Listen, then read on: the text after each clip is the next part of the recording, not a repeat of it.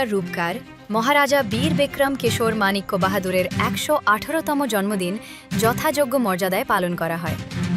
কামান চৌমুহনীতে মহারাজার আবক্ষ মূর্তিতে পুষ্পার্ঘ্য অর্পণ করে শ্রদ্ধা নিবেদন করেন মুখ্যমন্ত্রী ডাক্তার মানিক সাহা। অনুষ্ঠানে উপস্থিত ছিলেন অন্যান্য বিশিষ্ট ব্যক্তিরাও। মহারাজার অবদান ও দূরদর্শী চিন্তাধারাকে স্মরণ করে এদিন শ্রদ্ধা জ্ঞাপন করা হয়। অত্যন্ত আনন্দের বিষয়, যাকে মহারাজা বীর বিক্রম কিশোর মাণিক্য বাহাদুরকে আধুনিক ত্রিপুরার রূপকার বলা হয় এবং ওনার আজকে ১১৮তম জন্মবার্ষিকী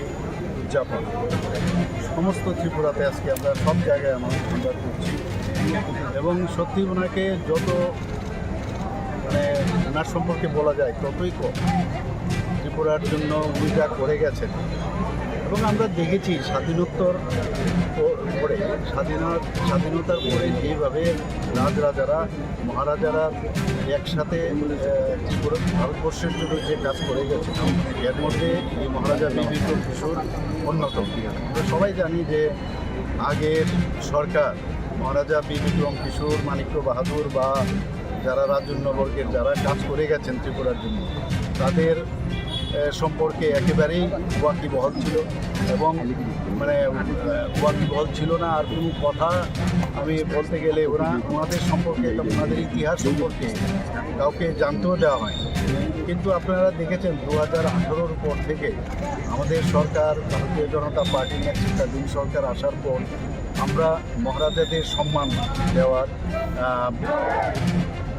চেষ্টা করেছি এবং আপনারা জানেন যে আজকে দ্বিতীয় বিশ্বযুদ্ধের শেষ পর্যায়ে এখানে যে মহারাজার নামে মেশিনগান দিলে যে প্রথম ত্রিপুরা তরফ থেকে ওনার নামে যে মহারাজা বীর বিক্রম বিমানবন্দর নাম, এখানে আজকে আমরা যেখানে এসেছি আমি একদম যেমন ছোট আমরা দেখতাম যে এখানে একটা আইল্যান্ড কামারচৌনের পাশে,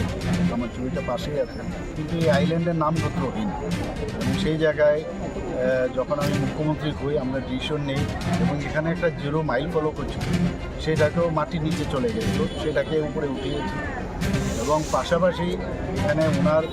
একটা মূর্তি আমরা কিন্তু এখানে স্থাপন করেছি। আজকে এখানে আমরা সবাই এসেছি, তো এসে ওনার প্রতি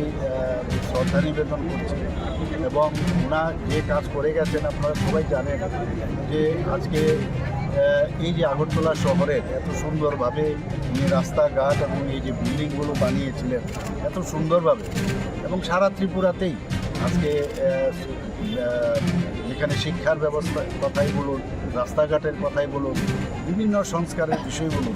মহারাজা বীর বিক্রম কিশোরের প্রচুর অবদান আমরা কিন্তু বলতে পারি। আমরা সবাই জানি যে আমাদের যে রবি ঠাকুর, যাকে আমরা নোবেল পুরস্কার যিনি পেয়েছেন এবং উনি এখানে কিন্তু 7-7বার মহারাজা বীর বিক্রম যখন এসছেন তার আগের থেকেও মহারাজা বীর বিক্রমের জন্মের আগেও যারা মহারাজারা ছিলেন 3জন মহারাজের সময়ে ওনার সাথে ভালো পরিচয় ছিল।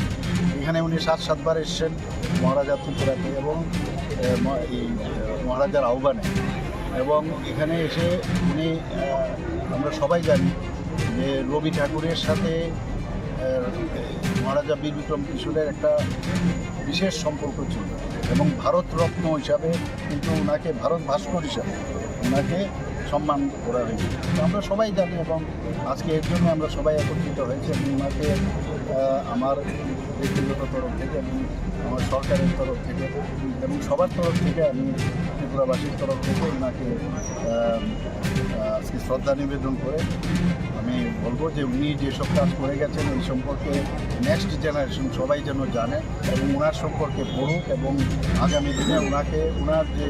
চিন্তাধারা সেটা যেন আমরা সরকারও যেভাবে কাজ করছি ওনার এই চিন্তাভাবনা কিন্তু আমরা আজকে কাজ করি।